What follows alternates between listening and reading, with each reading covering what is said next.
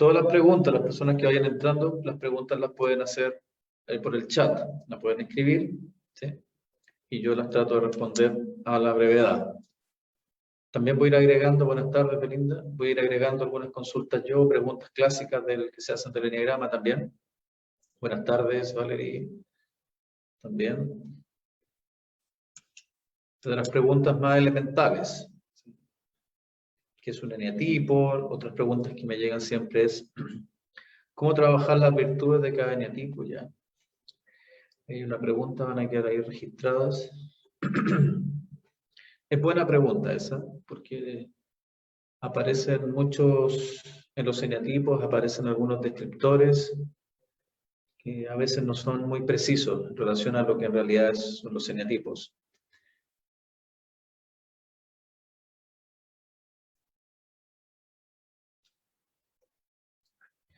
¿Qué piensas de combinar trabajo de enneagrama con los eneatipos o personalidades o con los trabajos de los endotipos, etcétera? Justamente, bueno, todavía voy a esperar un poquitito más y voy a empezar a responder en un par de minutos.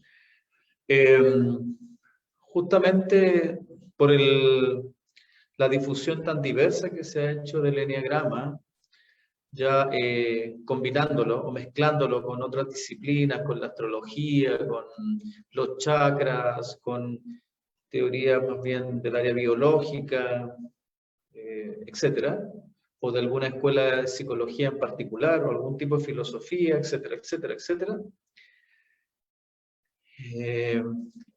Es que es importante responder varias de estas preguntas, para, creo yo, aclarar algunas. ¿Hay alguna academia para formarse en Enneagrama en Chile? Bueno, nosotros creamos un instituto, ¿sí? Y tenemos diplomados, así que después se les informará también eso, los diplomados que tenemos durante el año, ¿sí? Voy a esperar un minuto más y partimos y se van sumando. Voy a empezar a responder algunas preguntas que aparezcan ahí. Yo voy a agregar algunas mías o que me han llegado para poder profundizar. Un minuto más.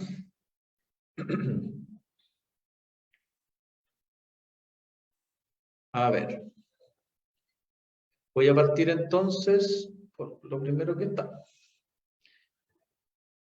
La primera pregunta, ¿cómo trabajar las virtudes de cada eneatipo? Esta es una pregunta muy interesante porque me ha llegado mucha información o consultas con relación a eso.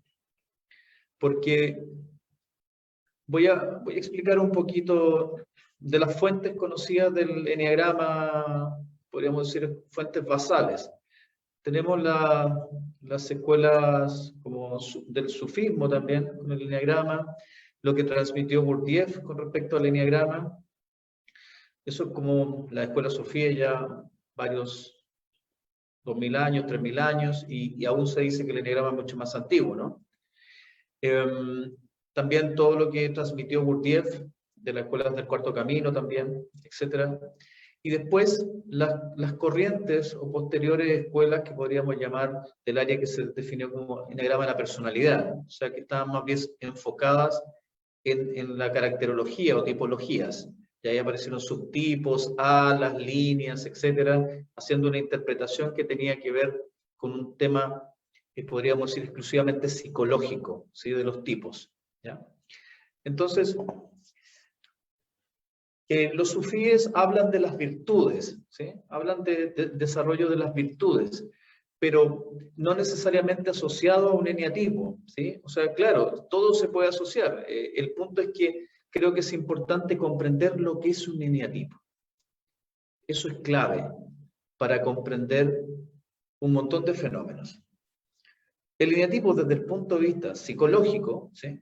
Es una estructura, ¿no? Es una estructura de rasgos. También aparece en la escuela de Gurdjieff, el tema de esencia y personalidad. Podríamos decir que este eneatipo es un símil a la personalidad, ¿sí? En la literatura de Naranjo, también, en el protoanálisis de Ichazo también aparecía un descriptor de rasgos de cada eneatipo, ¿no? El ego resent y otro tipo de lenguaje. Entonces, aparece un descriptor de esto que es un símil de la personalidad. Entonces tenemos que entender entonces qué es el carácter, la personalidad o el eneatipo. Es una estructura de rasgos mentales,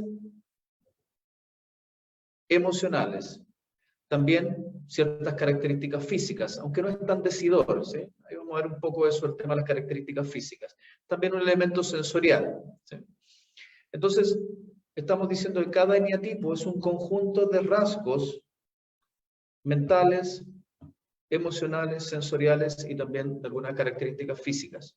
¿Ya? Estos rasgos fueron formados en la infancia, ¿sí? Se fueron sumando este conjunto de rasgos a través de lo que se denominan impresiones. Se fueron generando un montón de registros o memorias en el centro intelectual, en el centro emocional, centro sensorial, etc. Gran parte de estos contenidos psíquicos que conforman la estructura psíquica del eneatipo, de la personalidad, ¿sí? Estos contenidos psíquicos son inconscientes. ¿Qué significa que sean inconscientes? Que son invisibles para nosotros en nuestro estado de vigilia, no sabemos que están ahí incluso, y además no actúan con nuestra voluntad, están actuando de manera mecánica o automática, se transforman en patrones de respuesta automática, sin nuestra voluntad. Entonces, como lo explicaba en las charlas anteriores, inconsciencia es eso, o el inconsciente es eso, elementos invisibles, cuando se denominan inconscientes, y además patrones de respuesta automáticos, o sea, estos contenidos psíquicos tienen respuesta, acción, ¿sí? Entonces, si lo observamos desde ese lugar, tenemos que ver que entonces la mayoría de los contenidos psíquicos, emocionales, mentales, sensoriales, etcétera, que tiene nuestra personalidad o nuestro eneatipo, son inconscientes. Eso es clave. Si yo logro entender eso, entiendo mucho, ¿sí? Todas las conclusiones que podría llegar en base a eso, ¿sí? Por lo tanto, eso es una cosa fundamental. La mayoría de los contenidos psíquicos que están en las memorias de cada uno, de estos aparatos formatorios, qué sé yo, que se llamaba la Escuela del Cuarto Camino, son invisibles para nosotros. O sea, no los vemos ni los podemos controlar. Eso conforma en gran parte la estructura de los eneatipos, ¿ya? Por otro lado, en el origen del eneagrama se habla de que hay una esencia y una personalidad. Eso es muy, muy importante, porque aparece una característica que podríamos llamar espiritual, ¿sí? Cuando se habla de la esencia o el ser, estamos hablando de un origen espiritual nuestro. Eso es muy importante, porque en algunas literatura de eneagrama eso ni siquiera se menciona a veces, el tema de la esencia o el ser, ¿sí? A veces se polariza en algo biologicista, qué sé yo, o solamente psicológico, ¿no? Pero el origen es de nuestro ser, nuestra esencia, ese es el fundamento del origen que tiene que ver con el eneagrama. Un origen de nuestra esencia o ser espiritual. Y esta esencia, al tomar en contacto, al llegar al mundo, dinamiza una estructura, ¿sí? Busca una forma de adaptarse al entorno, de sobrevivir en algunos casos y construye de manera inconsciente, adquiere contenidos, introyecta contenidos, ¿sí? Del condicionamiento del entorno, ¿sí? Del entorno que también es biológico, ¿sí? Tiene que ver con lo genético, condicionamiento cultural, social, histórico, ¿sí? Y eso conforma todos esos contenidos, esas impresiones que son tan complejas con sus respectivas asociaciones, conforman las memorias que tiene esta personalidad o esta estructura, ese conjunto de rasgos. Y esos rasgos son invisibles, insisto. La gran mayoría de los rasgos de los contenidos psíquicos son invisibles para la mayoría de las personas. ¿Cuál es el trabajo? ¿Cuál es el camino?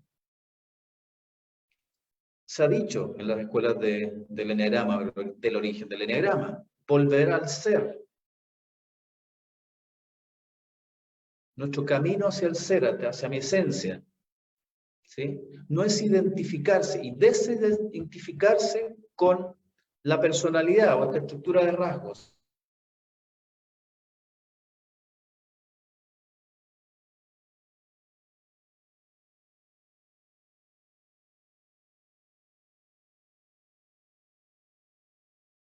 quinto. ¿Sí? De hecho, tendría que tener otro nombre, quizá. El desidentificarse esos contenidos implica no solo darme cuenta que yo no soy, se quedó pegado, parece. Voy a esperar que se active.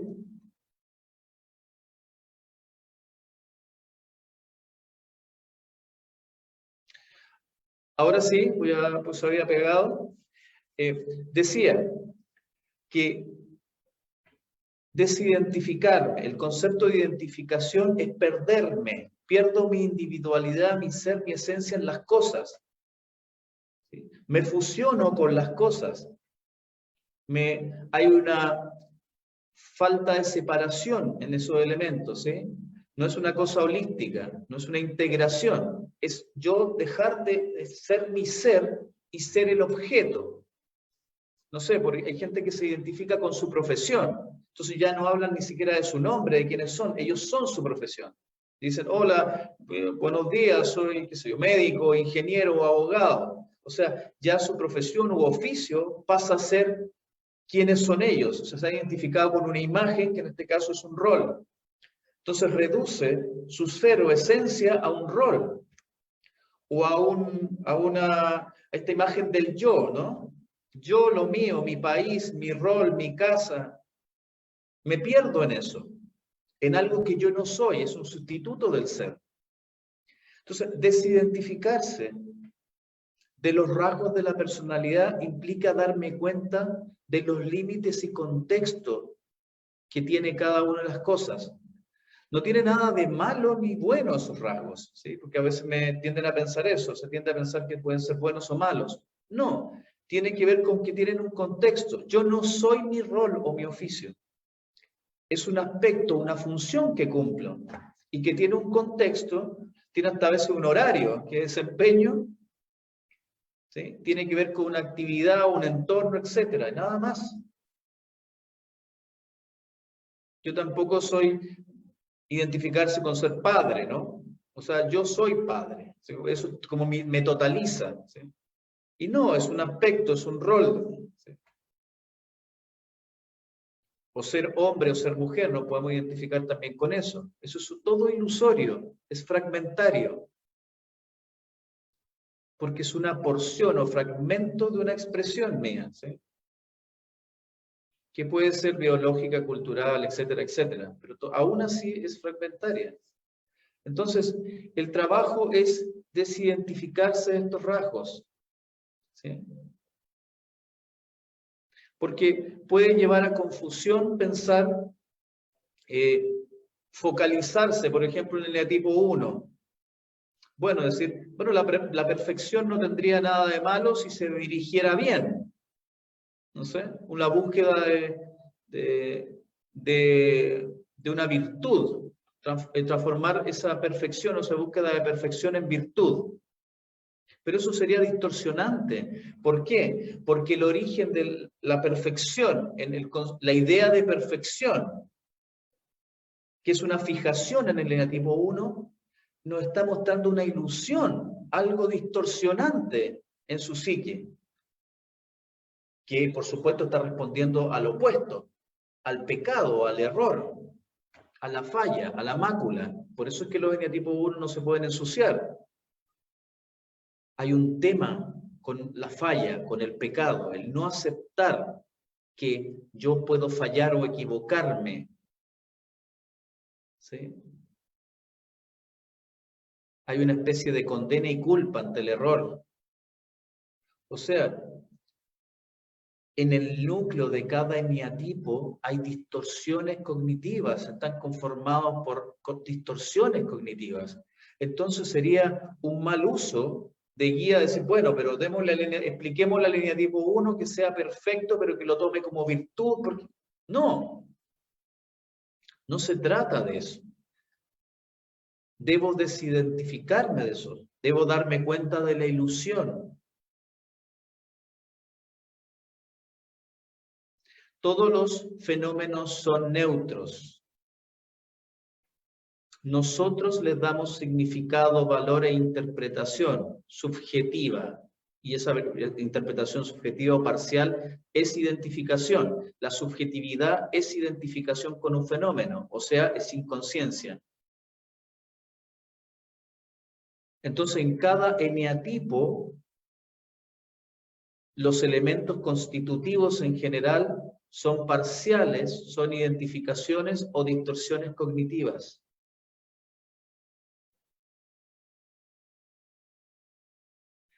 Naranjo, Claudio Naranjo hablaba, decía que el eneatipo o el carácter era la neurosis, era lo que patrocinaba, lo que generaba la neurosis humana, la enfermedad humana. La personalidad, el eneatipo es quien no somos.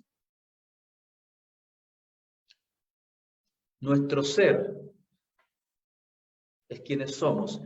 Y si hacemos un trabajo de observación de sí, y hacemos un trabajo de la observación, del trabajo de observación, el testigo, ¿sí? Si lo han hecho alguna vez, se darán cuenta que cuando estamos en observación, cuando estamos con el yo observante, el yo testigo, la forma en que observa, en que contempla los fenómenos, la realidad del mundo, del yo observante, es contemplativa.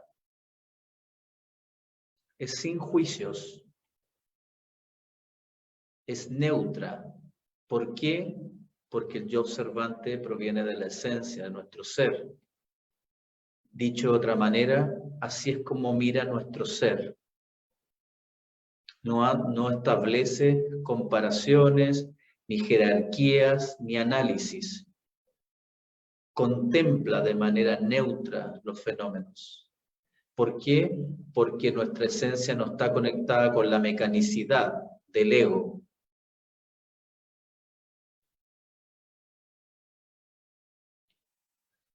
Por lo tanto, hablar de virtudes de los eneatipos sería distorsionar, creo, gravemente el fenómeno, ¿sí? Es hacer una interpretación errónea, es quizá no comprender profundamente esta estructura que es condicionada, o sea, la estructura de personalidad o el eneatipo está conformada por el condicionamiento humano externo, ¿sí? Por las influencias, por lo que se nos dice en religión, lo que debe ser un hombre, ser una mujer, las características, las influencias culturales, todo eso. Los discursos externos los hacemos nuestros a través de la transmisión de la imitación de nuestros padres, de la educación, de la influencia con el entorno. Y en eso que estamos absorbiendo estas impresiones, no hay discernimiento porque estamos inconscientes. Por lo tanto, los contenidos que ingresan son contenidos parciales, algunas cosas no dejan ni registro y otros contenidos incluso son falsos. Y aparecen las ilusiones metafísicas, las fijaciones, las distorsiones, errores cognitivos. De eso está contenido. Ahora bien, en la personalidad también hay información, ¿no? Por ejemplo, si yo estuve en una escuela o colegio, tuve la información de todos los ramos, qué sé yo, del colegio. O sea, tengo en mis memorias contenidos de matemática, historia, etc. ¿Sí? Eso siguen siendo neutros, es solo información. Por supuesto que yo la puedo utilizar o no. Puedo utilizarla si la necesito. ¿Sí? Así que parte de los contenidos que están en la personalidad no son inútiles, ¿no? Hay contenidos que son inútiles, hay contenidos que son dañinos para nosotros, los errores cognitivos, las distorsiones, y hay contenidos que son útiles, ¿sí? Pero aún así, no somos un conjunto de rasgos.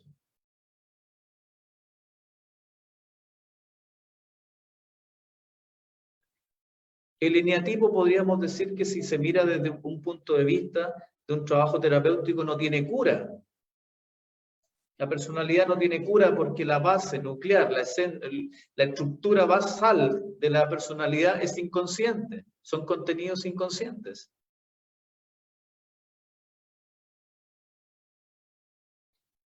¿Y quién es el que modula todas las impresiones o información que tenemos?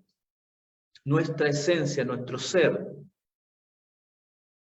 Nuestro ser es el que modula toda la información. Nuestro ser es el que logra la comprensión. Los demás son impresiones e información. Quien trabaja con esa información es nuestro ser.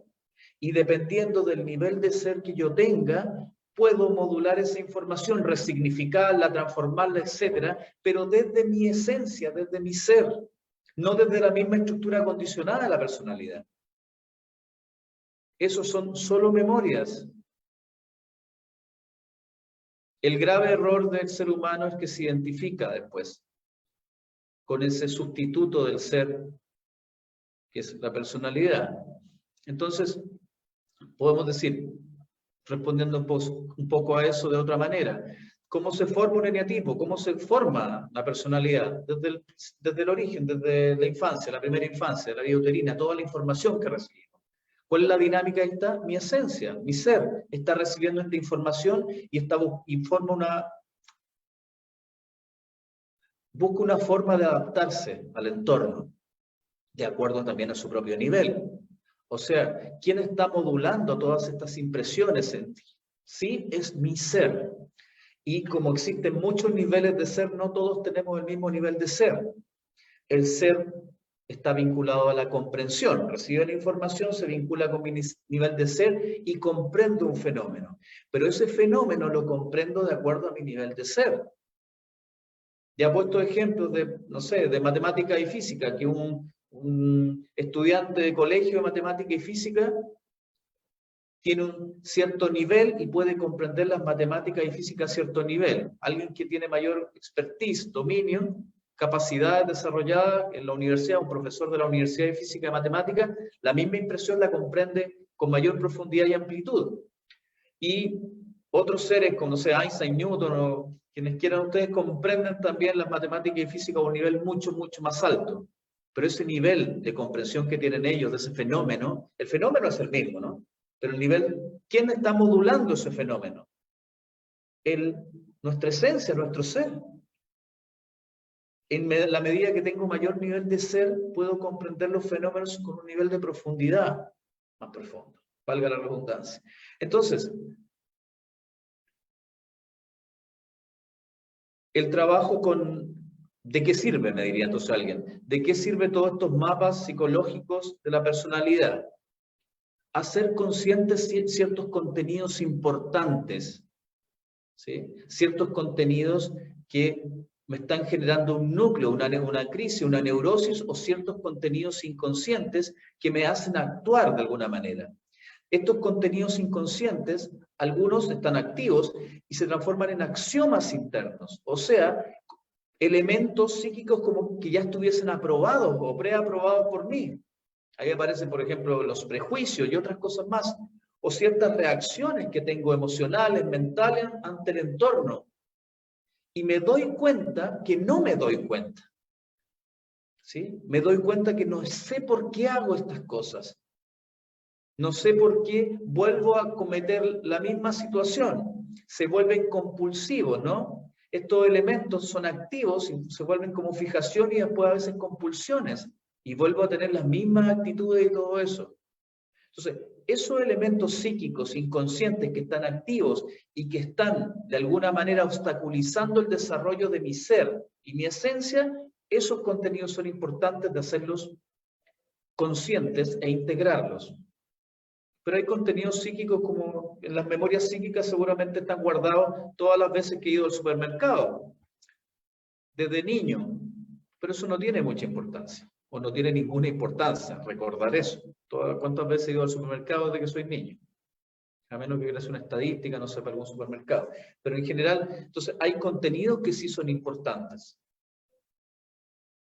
Eso, pero siguen siendo neutros. Siguen siendo neutros todos los fenómenos. Así como hay contenidos que podemos llamar luminosos, hay contenidos de la sombra, ¿no? Tomando un poco este arquetipo junguiano. Hay elementos que son negados, ¿sí? Ya sabemos que tenemos en nuestra personalidad, esta estructura enorme, tenemos lo que se denomina falsa personalidad, que es lo más externo de la personalidad, y que está llena de contenidos ideales de la persona. Un ideal, una cosa ideal, y que la persona se personifica o intenta llenar ese ideal. Pero a la vez esto es un opuesto, todo descansa en su opuesto, como decía. Entonces, en el opuesto está la sombra, o sea, contenidos negados vergonzosos, que son ¿qué? El opuesto del otro, ¿no? Y que habitan en los contenidos psíquicos humanos, en este inconsciente personal. Entonces hay ciertos aspectos de esos contenidos que hay que integrar, hay que hacer un trabajo de integración. Más que nada, ¿sí?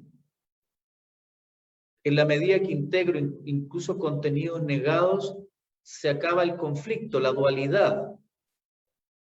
La dualidad es eso, poner en un lado una cosa y otra. Esto es bueno, esto es malo. Virtudes, defectos, oscuridad, sombra. Siempre va a ser dualidad eso.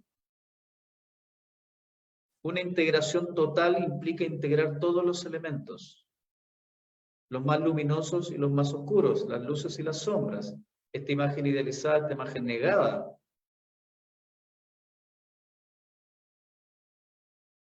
Entonces, eso les puedo decir, que en realidad el trabajo es un trabajo de integración de contenido y todos los contenidos son neutros.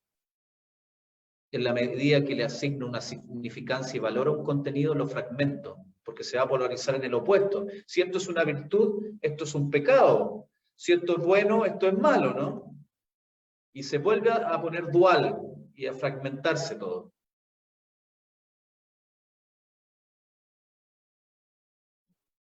Pero he respondido un poco a esa pregunta. Es bien profundo eso. ¿Qué piensas de combinar el trabajo del eneagrama eneatipo o personalidades con el trabajo del eneagrama en los endotipos o tipos del cuerpo? A ver, el eneagrama en sus orígenes más antiguos se habla de algo que no aparece en mucha literatura porque es muy desconocido, el tema de los centros. ¿Sí? Gurdjieff lo habló en la Escuela del Cuarto Camino, que existía un centro intelectual con varias partes, funciones específicas e independientes. Un centro emocional, también con varias partes y funciones específicas. Un centro motriz, que era la parte del cuerpo externa, el movimiento en el espacio, con sus partes y sus características. El centro interior o instintivo, que gobierna todo el funcionamiento interno del cuerpo, ¿sí? También con sus partes. Un centro sexual, que ve polaridades, etcétera, etcétera, también. Y centros superiores, ¿sí? Dos centros superiores, centro emocional superior y centro intelectual superior. Entonces, si lo vemos desde ese lado, desde ese lugar, con todos estos centros, con un trabajo independiente pero interrelacionado, podemos decir que, claro, todo está relacionado, ¿no? El centro emocional está relacionado con el centro corporal con el centro intelectual con el centro emocional y todos los centros con el centro sexual, etc. O sea, tanto el instintivo como el motriz. El instintivo algunos lo confunden con a veces con el tema de ciertas funciones instintivas, ¿no? Yo por eso digo a veces centro interior. El centro instintivo, ha sido la traducción más clásica, pero es el centro interior el que gobierna todo el funcionamiento del organismo, desde el ADN, el sistema nervioso, todo, ¿sí? Las células, todo. Entonces imagínense lo complejo que es ese centro. Entonces cuando me refiero al centro instintivo me refiero a eso, al centro interior, el que gobierna todas las funciones internas del organismo. Después está el centro motriz que gobierna todas las funciones externas, el aprender a caminar, a hablar, etcétera, moverse. Y después está el centro emocional, el centro intelectual, el centro sexual. Y todos estos centros están relacionados, ¿sí? Entonces, por supuesto que hay una relación entre todo, entre el cuerpo, las emociones y eso. O sea, por eso escuelas de distintas índoles, antiguas, más modernas, se han dado cuenta de eso, ¿no? De la relación entre las emociones, aparece el concepto de somatización, la escuela, qué sé yo, Wilhelm Reich, Lowen y todos los demás de la bioenergética y otras más antiguas también, que establecen, no son las únicas, por supuesto, que establecen una relación entre el cuerpo, las emociones, el centro intelectual. Algunos establecen relaciones cuerpo-mente, otros las emociones y el cuerpo, etc. Entonces, por supuesto que hay, para establecer una relación sana, equilibrada de los centros, hay que trabajar todos los centros. El centro intelectual, con todas sus características, que tiene 3 partes, entre paréntesis. El centro emocional también, el centro motriz, el centro instintivo. Entonces, cualquier disciplina que busque relacionar de manera adecuada el trabajo en esto, es un beneficio, ¿sí? Se desconoce mucho, tengo que decir, se desconoce mucho. el estudio de los centros en las escuelas de Bourdieu y todo eso creo que es tremendamente profundo y claro, que explica muy bien este fenómeno. Entonces, ahora, ante la pregunta, el eneagrama o personalidad con el trabajo con el eneagrama de endotipos, ¿sí? Apareció en el lenguaje de Claudio Naranjo, también aparecía, en otra literatura también aparece el tema de las teorías de Sheldon, ¿sí? Del origen de los mesodermos, ¿sí? Ectodermos, los tipos humanos, partiendo desde la función original embrionaria, ¿sí? Entonces, Claudio Naranjo intentó ponerle en los eneatipos estos elementos, incorporarlos, así decir, este eneatipo es más mesodermo, ectodermo, etc. Y esta relación con el origen embrionario, ¿sí? Como que de alguna manera hubiese una relación mucho más clara. Por supuesto que está todo relacionado, ¿sí? Ahora creo que para desarrollar mejor esa pregunta, claro, tendríamos que hablar de los centros profundamente, algo mucho más amplio y complejo. Pero por supuesto que hay relación entre el cuerpo, el intelecto y las emociones. ¿Qué define el eneatipo dominante cuando tienes una mezcla de varios? Claro, hablar del eneatipo dominante, creo que el eneatipo tiene un rasgo principal, ¿sí? Una característica principal que es muy clara, ¿sí? En las personas es muy clara, emerge constantemente, ¿sí? El punto es que este rasgo principal de cada eneatipo es en general muy visible para la persona, inconsciente, por su naturaleza, ya lo hemos dicho, la estructura de los eneatipos de la personalidad es inconsciente, o sea, hay muchos aspectos que la persona no ve, quiero decir, no ve. Por ejemplo, un eneatipo 2, con ciertas características, a veces una característica evidente como el orgullo que tiene el 2, no lo evidencia. El eneatipo 2 no se da cuenta que es orgulloso o orgullosa. No aparece. Los demás, gente que lo conoce, se dan cuenta que es una característica, un rasgo importante, ¿sí? También, más subterráneamente, está el fenómeno, lo que gatilla este orgullo, ¿sí? El discurso del orgullo, porque el orgullo en el fondo se transforma en un discurso. O sea, el eneatipo 2 dice cosas, como manifiesta que no necesita a nadie. Hay una cosa incluso en ese sentido como arrogante, ¿no? Porque nadie a veces le ha preguntado, pero emerge eso. Yo no necesito a nadie, estoy súper bien, siempre estoy bien, etc. Hay un discurso del orgullo. Entonces, eso es la capa más superficial, podríamos ver. Pero a veces la persona no se da cuenta de eso. Y es evidente, habla desde ahí, en general. Por supuesto que hay matices, porque hay otros rasgos también. Pero esa es la capa más superficial. El origen de esa capa, podríamos decir, es que esto es una compensación o sobrecompensación ¿de qué? De un complejo de inferioridad. O sea, a nivel psíquico interno más profundo, esa persona siente y piensa que no vale, que es invisible, que no es merecedora de amor, etcétera, etcétera. Eso está ya en unos subterráneos más abajo.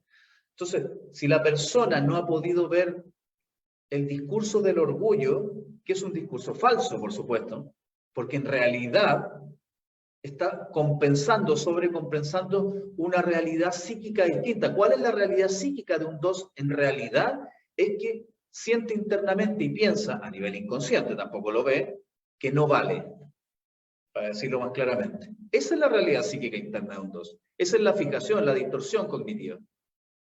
El orgullo es una respuesta para tratar de nivelar psíquicamente eso, porque la sensación de no valía es muy dolorosa para el 2. Así que como que no quiere conectarse con eso y genera este discurso del orgullo. Y por otro lado, en esta zona subterránea, como les decía, están activos estos fenómenos, estos elementos psíquicos están activos. Por lo tanto, a través de esta actividad inconsciente para la persona, se gatilla por esta fijación de no valer, se gatilla una motivación, o que se podría decir motivación carencial, se le llama porque el origen es esta distorsión de carencia, de no valgo, ¿no? No merezco, no valgo, no soy merecedor de amor, no soy invisible, etc. Se genera un movimiento, la motivación implica un movimiento para conseguir a nivel inconsciente O sea, parte de elementos psíquicos, para que vean lo complejo que somos, parte de mí se está movilizando para conseguir eso que inconscientemente asumo como que no tengo, o sea, para conseguir valor. Y ahí se genera una actitud del eneatipo 2. Que esta actitud es la que va a estar consiguiendo valor y va a generar una contradicción con el discurso del orgullo. Porque la actitud nace de la motivación carencial basada en este aspecto inconsciente de yo no valgo. Eso es algo que está ocurriendo en relación, digamos, concordante con la sensación inconsciente interna de yo no valgo. Se está movilizando esta persona con una actitud para conseguir valor. Por eso que tiene una actitud más seductora, de ser el centro de atención, de llamar la atención, de seducir en todo sentido, etc. Pero por otro lado, o sea, hay una sensación de que yo los necesito, estoy buscando que los demás me vean, que los demás me deseen, que los demás me quieran, que los demás me aprecien. Pero en el discurso del orgullo dice lo contrario. Ahí aparece la gran contradicción inmediata. En el discurso del orgullo, la persona dice, yo no necesito a nadie, yo estoy súper bien solo, bla, bla, bla, no necesito amor, no necesito afecto, estoy bien, súper bien. Entonces, el eneatipo es ese. Entonces no hay un eneatipo dominante, porque en algunos incluso he visto test, aparece como una tríada, ¿sí? Entonces a veces se confunde porque le pone valores 400, 300 y la persona dice, bueno, pero si yo tengo 400 y 390, qué sé yo. ¿Sí? Confunde un poco eso. En realidad, el rasgo principal, la característica principal de esta estructura de personalidad o eneatipo es clarísima, es súper, muy, muy clara. El tema es que la persona tiene que profundizar porque son elementos inconscientes. Se ha logrado ver algún aspecto, generalmente logran ver los aspectos superficiales. De hecho, el rasgo principal, a veces la persona ni siquiera lo puede ver, que podríamos decir que es lo más superficial de la capa esta. Entonces, el trabajo del eneagrama y el estudio de los eneatipos implica ver estas estructuras que son parte de mi estructura de la personalidad, pero que son invisibles para mí.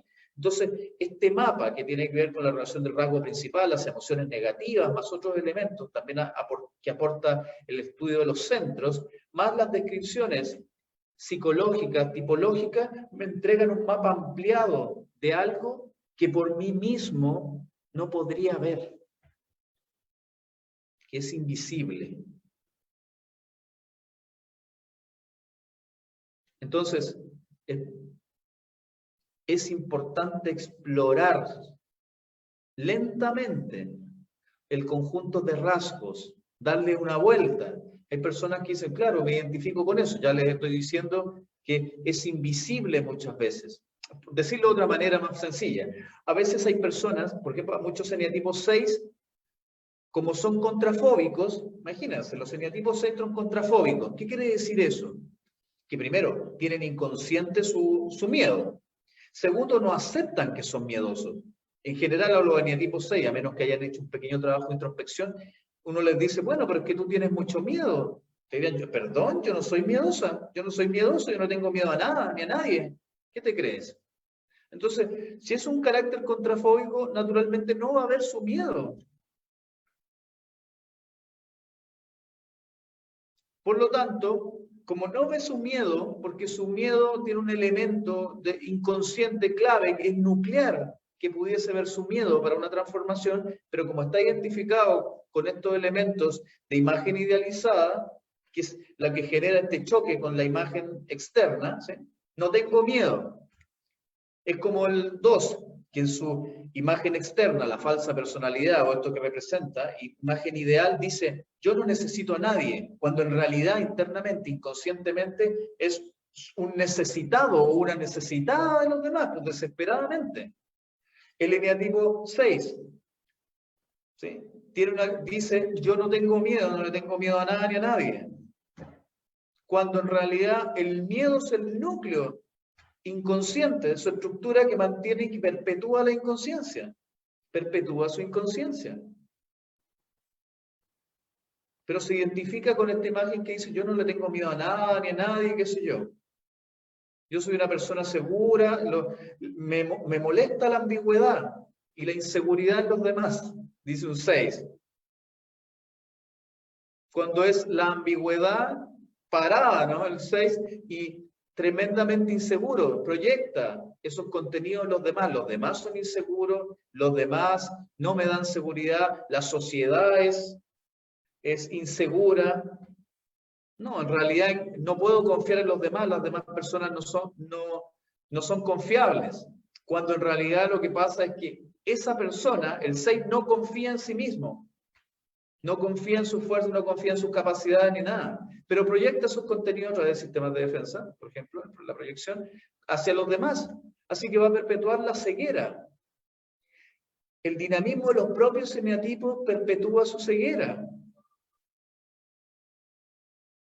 Entonces, tenemos un eneatipo claro y que se mantiene porque fue una estructura de memoria que se almacenó desde la infancia hasta ahora. Así que son contenidos psíquicos y la gran mayoría son inconscientes. Así que van a aparecer y la gran mayoría van a seguir siendo invisibles para mí. ¿Cuándo los veo? Cuando emergen. Y ahí les tengo que sacar una foto. Y hay contenidos que son importantes y que se pueden trabajar e integrar. Pero es claro el eneatipo en cada persona. ¿Sí? Es muy, muy claro. Ya con cierto... Les puedo decir que con los años que yo llevo, veo entrar cuando hacía talleres presenciales, le abría la puerta a cada uno de las personas y podía hacer su eneatipo. Y a veces esa persona tardaba 2 o 3 meses en verlo. ¿Sí? Dai Pérez, aquí están preguntando. Mira, los que están perdón, Dai Pérez. A una academia formarse en Enneagrama en Chile, sí. Sí, mire, se les va a mandar información. La gente encargada de la parte académica del instituto les va a enviar información. ¿Sí? Sí, hay una certificación y todo eso, pero esas son las personas encargadas de todos esos detalles, así que le enviarán la información. Y si no les llega la información, pueden escribir a cualquiera de la fanpage o al Messenger. Disculpa, necesito la información. Por si ABC. ¿Sí? Ya está. Sí, pero ya se ve. Ya volviste. Ya volví. Hola. Hola, hola. Empezaron hace muchos, un poco. Pablo, ¿te referís a los centros operativos de acuerdo a la herida primaria? Ya. A ver, el estudio, no. ¿Sí? El estudio de los centros, me estoy refiriendo al estudio de los centros que presentó las escuelas del Cuarto Camino y Gurdjieff. El estudio del centro intelectual, el estudio del centro emocional, etcétera, y todos los 7 centros, con cada una de esas partes, sí. Eso inicialmente. Y eso se asocia, como las palabras se asocian a tantas cosas, pero ese estudio particular tiene un perfil específico, una descripción específica, etcétera, etcétera, bien amplia y compleja. ¿Sí? Entonces, no es eso. Pero buena la pregunta que viene a la famosa herida, ¿no? En muchas escuelas que vienen de las escuelas de psicología y de otras, aparece, también se vincula, como he dicho, muchas teorías psicológicas o ciertos fenómenos a la estructura del eneagrama, del eneatipo, y aparece el niño herido, la herida inicial y todo eso. Insisto, eso es solo identificación. Eso es una fijación, una distorsión cognitiva. Nuestro ser no es un niño herido ni una niña herida y no tiene heridas de nada. Eso está en la personalidad. Entonces es importante separar las cosas. Porque eso es parte de mi historia, ¿vale? Podría decir, sí, que en mi infancia yo sufrí, claro, pero eso corresponde a tu personalidad, no a tu ser. Mi ser espiritual no es un niño o una niña herida, ni tiene una herida. Mi ser fue creado para autoevolucionar, comprender el universo, ¿sí? Conectarse con el todo, con los mundos superiores, etc. Habita en otra dimensión. Eso que se describe como niño herido, niña herida, o la herida de infancia, etc. Claro, alguien puede decir, oye, pero si yo sufrí cuando niño y siento todavía dolor por eso, pero eso corresponde a mi personalidad. Debo desidentificarme con eso. Yo no soy mi historia. Porque más encima eso sería un fragmento de mi historia, hasta la fecha. En algunos casos puede corresponder a un momento de menos de un año. Quizá esa situación dolorosa o traumática la viví en 2, 3 días. En algunos casos se extiende más, por supuesto. Pero no es toda mi vida ni todos mis momentos de mi vida. Entonces, como que yo tomara algo que es toda mi historia de mi vida, desde mi vida uterina hasta ahora, y yo eligiera ciertos momentos específicos y me identifico con esos. Bueno, yo le diría a alguien, ¿por qué no identificarse entonces con los momentos más felices, si es que puedo elegir momentos? Entonces, eso es del ego, la identificación con ciertos momentos de mi historia, fragmentados. Vuelve a fragmentar todo. Yo no soy mi historia. Ni los momentos más alegres, ni los momentos más tristes, parte de mi historia. Y si ahora yo me fuera a vivir a otro país, y qué sé yo, no sé, cambiaría mi historia, o la historia desde ahora en adelante, 30 años más. Eso tampoco, esos 30 años que vivieran 40 o 50, tampoco sería mi historia. Debemos desidentificarnos de sus contenidos, porque el ego no quiere soltar eso. Le viene bien identificarse con la herida, con el dolor, porque también me sirve, perdóname que lo diga, de excusa también. Yo no soy mi historia, ni mis contenidos de mi historia, ni menos parciales. Si alguien creyera además en la reencarnación, menos sería el espacio, ¿no? Si lo vinculáramos desde ahí. ¿Sí? Entonces, hay que establecer las diferencias, la distinción entre lo que corresponde a la experiencia de la personalidad, a la experiencia de la vida humana y de mi ser. ¿Sí? A mi ser no le importa cómo me muero. Si me atropella un camión o me quedo dormido en la cama. Como mi cuerpo se detiene, ¿no? Deja de funcionar.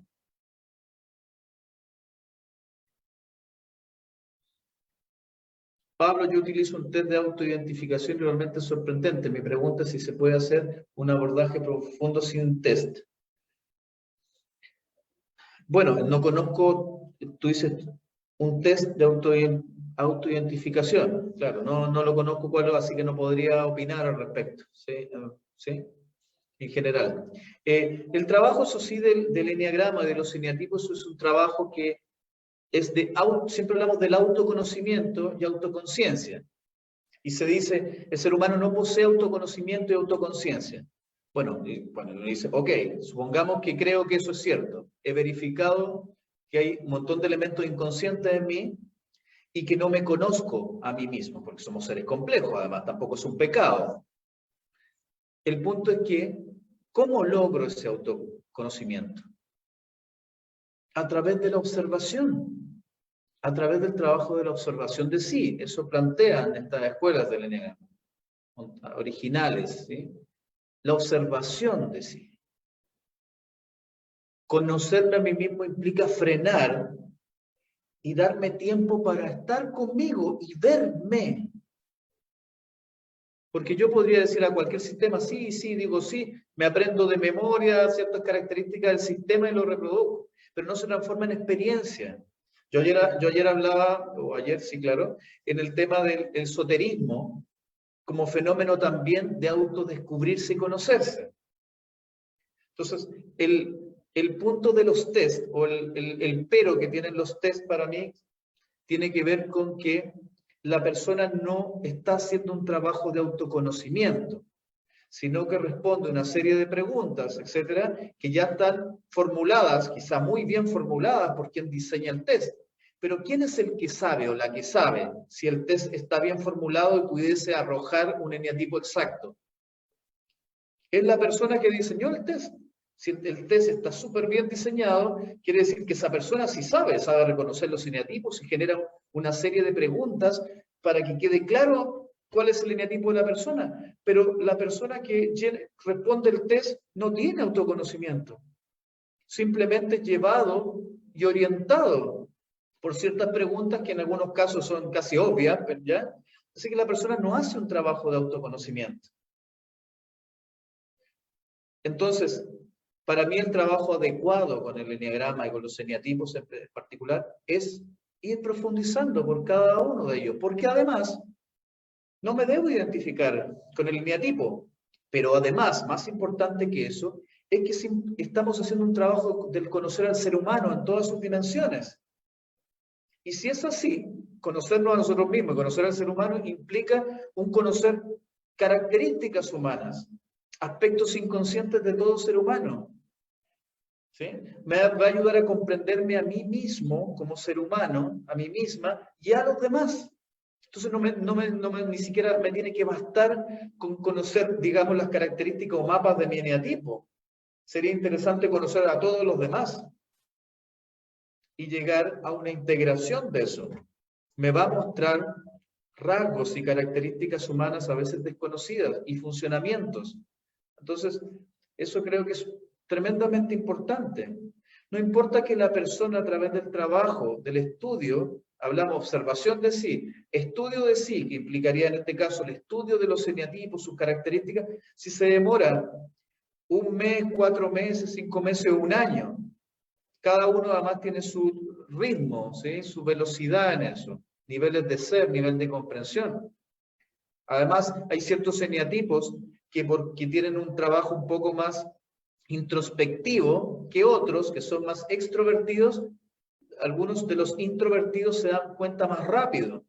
Es un clásico en mis talleres que hago, que los eneatipos 4 en la primera sesión se den cuenta que son eneatipos 4. Y a veces los que se demoran más son los 6 y los 9. ¿Sí? Por las características que tienen. Que el 4 se dé cuenta que es eneatipo 4 no implica que ya tiene autoconocimiento, ni autoconciencia, ni nada. Lo que pasa es que como ha estado siempre observándose de manera introspectiva, reconoce inmediatamente ciertos aspectos claros, ¿sí? Distintivos que están ahí. Y otros eneatipos les cuesta más. Ahora el 4 no tiene el trabajo hecho por eso. Recién es el trabajo inicial. Pero eso, entonces yo patrocino un trabajo de autodescubrimiento, ¿sí? Porque el camino, el objetivo no es solo eso, sino que el caminar el camino, como dice un dicho, no es lo mismo conocer el camino que recorrer el camino, ¿sí? En este recorrer el camino es que se logra la experiencia. ¿En qué caso sería característica de un 7 sexual? Ya, buena otra pregunta. Ya. Para las personas que no conocen lo que se refiere Sergio, tiene que ver con un descriptor que se hizo. Claudio Naranjo está también dentro de los que patrocina ese descriptor y algunos otros, que se asoció a los eneatipos a un aspecto o parte de la teoría que se denomina teoría instintiva. Algunos preguntan si tiene que ver con el centro instintivo, tiene que ver con un aspecto pequeño del centro instintivo, pero no es el centro instintivo, el centro interior. La teoría instintiva asociaba, es una teoría más bien biológica, que asocia incluso comportamientos animales, ¿no? Y ciertas características. Entonces se establece como bloques, qué sé yo, como ciertas características instintivas sociales, sexuales o de conservación. Es mucho más amplia la teoría instintiva, desde Freud a otros más. Hay elementos también de discusión y debate en eso. Pero se tomó esos elementos de ciertas características instintivas, qué sé yo, sociales o de conservación o sexual, y se les agregó a los eneatipos. ¿Sí? Entonces se estableció como que hay no solo el eneatipo principal, sino que hay 3 subtipos que podríamos llamar. O sea, habría un eneatipo 6 sexual, un 6 de conservación y un 6 social. ¿Sí? Entonces, en algunas escuelas del eneagrama hablan de eso, ¿sí? Como de 6 sexual, 6 conservación, qué sé yo, y de ciertas diferencias que habrían por eso.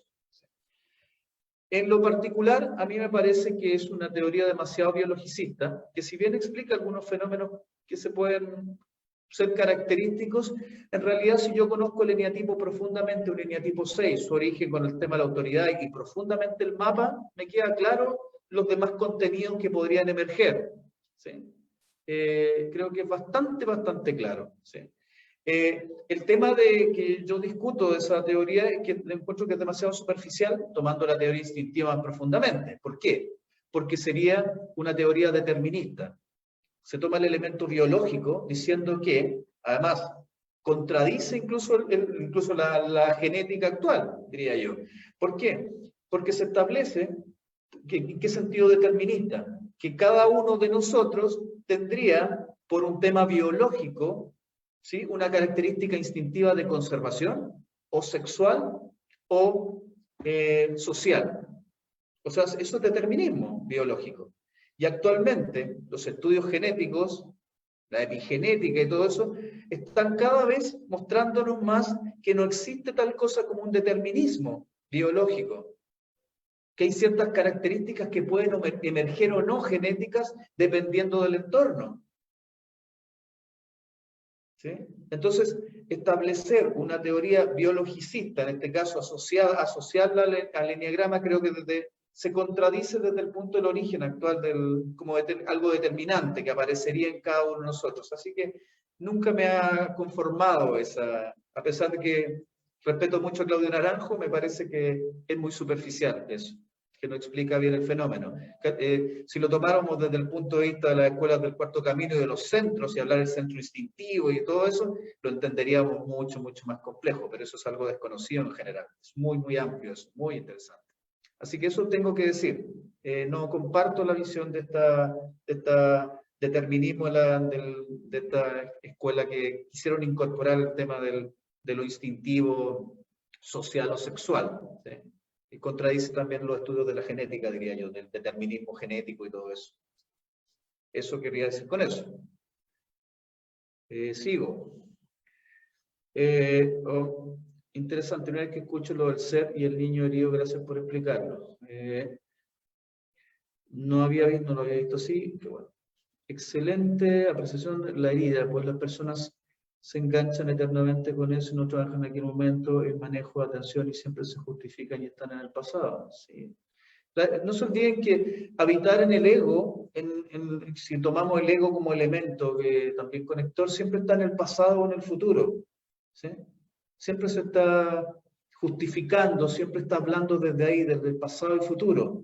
Y en cambio nuestro ser es el que habita en el presente, en el aquí y ahora, con una actitud contemplativa. Entonces desaparece el pasado y el futuro. Cuando hablamos en las escuelas del Tao, el Zen, todas las escuelas antiguas de sabiduría que hablan del aquí y ahora, también las escuelas incluso que tienen que trabajar con el cuerpo, ¿no? Enraizarte en el presente, como los pies, ahí en raíz con la tierra, ¿no? Con la madre tierra también, conectarte en el aquí y ahora con la madre tierra, casi en contacto, contradice todo eso, estar conectado con el pasado, o sea, las escuelas chamánicas, todo lo que uno tome, siempre el presente, el aquí y ahora, ahí uno está, en la observación de sí. Si tomamos el elemento de las escuelas del cuarto camino, para estar en observación de sí, tengo que estar anclado en el presente. Tengo que estar conectado con mi cuerpo. Si tomamos las escuelas del yoga, la meditación y todo eso, la respiración, conéctate con tu cuerpo y la respiración, y eso te ancla en el aquí y ahora y en el presente, no en el pasado ni en el futuro. Entonces, eso es la conexión con nuestro ser. Lo demás es del ego. Sí. Excelente explicación, Pablo. Me encanta compartir contigo los medios constitutivos. Muchas gracias en lo que puedas y Pablo, ¿cómo podemos acceder a la información completa acerca de las emociones negativas? Me gustaría conocerlas. Sí, las emociones negativas son algo desconocido también. En la mayoría de la literatura que existe del enneagrama, lamentablemente, digo yo, porque las emociones negativas fueron transmitidas también de las enseñanzas de las escuelas del cuarto camino, que como decía Gurdjieff, le fueron transmitidas por generación y generación. Las emociones negativas son alrededor de 20 más o menos, y tienen elementos constitutivos muy importantes. Bueno, algo mostré un poco en la charla de las emociones negativas. Nosotros creamos el instituto diplomado justamente para este año para profundizar estos temas para las personas que estén interesados. Son temas valiosísimos, desconocidos también, y son trabajos que además no es un trabajo solo teórico, sino trabajos vivenciales, ¿sí? Tremendamente, que vienen con la formación de estas escuelas. ¿Sí? Que hablan de un trabajo de autoconocimiento y conciencia a través de ejercicios específicos, ¿sí? No solo contenidos. Eso te puedo comentar. ¿Sí? Excelente lo de los test, eso mismo pienso. Por eso es necesario interiorizar con el acompañamiento para hacer una guía y profundizar muy bien, muy intenso. Yo lo he venido viviendo cada vez, me sorprendo más. Muy bien, sí. Sí, de acuerdo, el resultado del test solo es adjetivo y en el mejor de los casos un número nada más. Sí, claro, y además habla de la expertise, el que, como insisto, el que diseñó el test, si lo diseñó muy bien, claro, esa persona sí sabe, ¿eh? Si ha hecho un trabajo interior y si tiene autoconocimiento, conoce muy bien los eneatipos, pero no la persona que lo está respondiendo. A veces no sabe ni lo que están respondiendo. Mucha gente me ha dicho, hice un test y me salió eso, pero yo no creo que sea eso. Y en otro test me dio otro, y en otro test me dio otro, y yo no creo ningún, leí los 3 resultados y no creo ser ninguno. Claro, la persona no tiene autoconocimiento, así que aunque tenga la información quizá adecuada o certera del test, no se reconoce. Volvemos a lo mismo, ¿sí?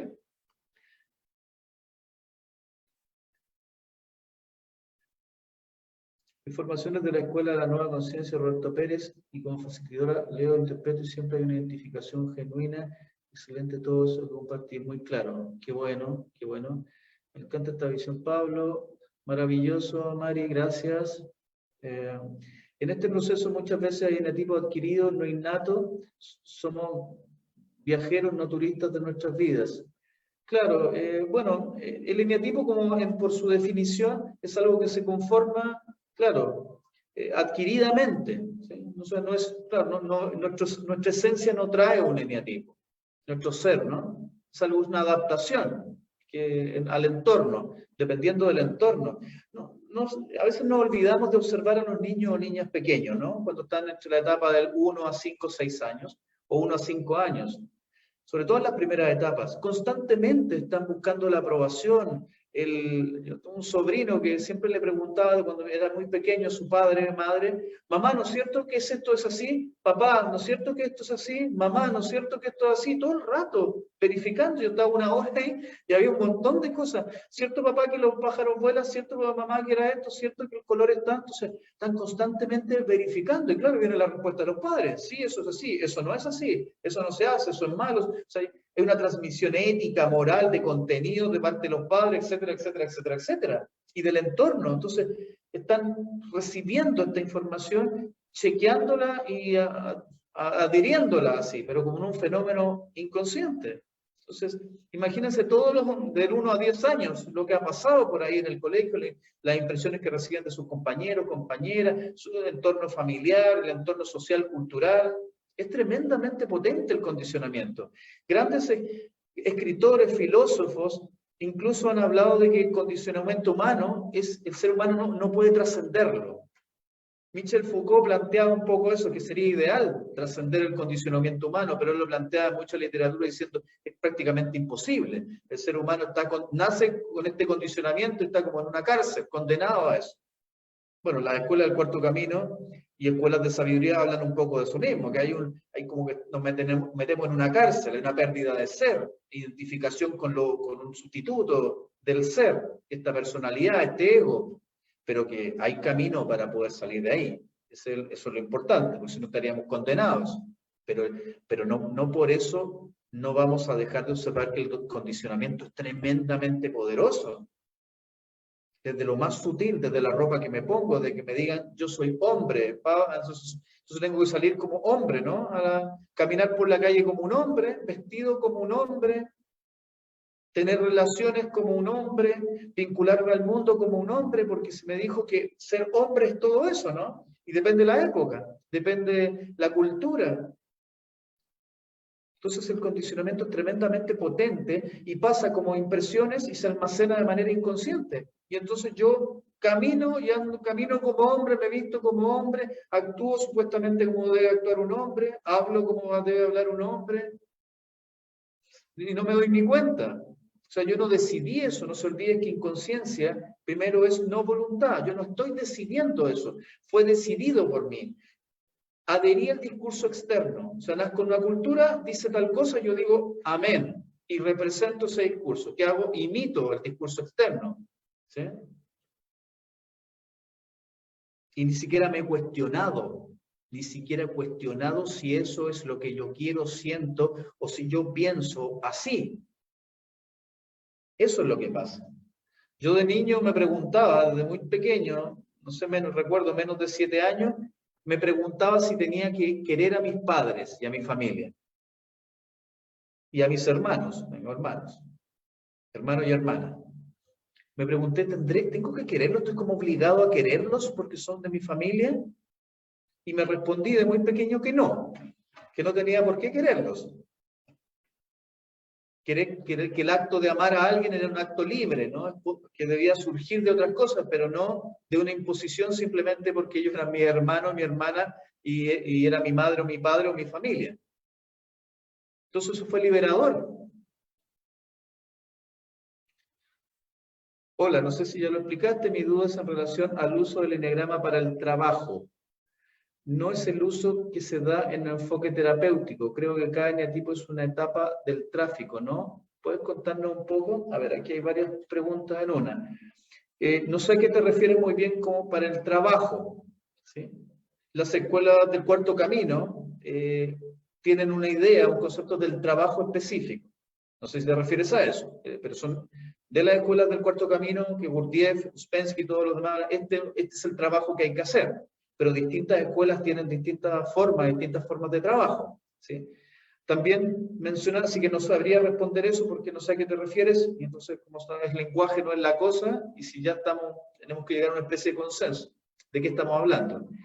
No es el uso que se da en el enfoque terapéutico, que da quién en el enfoque terapéutico. Ahí volvemos también, es importante especificar eso, ¿sí? Porque no sé al enfoque terapéutico que le da quién, ¿sí? Por eso tampoco podría responder eso, porque el eneagrama se ha tomado un trabajo terapéutico, lo han tomado distintas personas, grupos, psicólogos, no sé qué, pero yo no sé qué trabajo hacen con el eneagrama de manera terapéutica, ¿sí? Entonces tampoco me podría referir tan claro.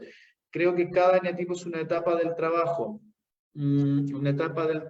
Es que una cosa es el trabajo, a ver, yo voy a hablar del trabajo de la escuela del Cuarto Camino, ¿sí?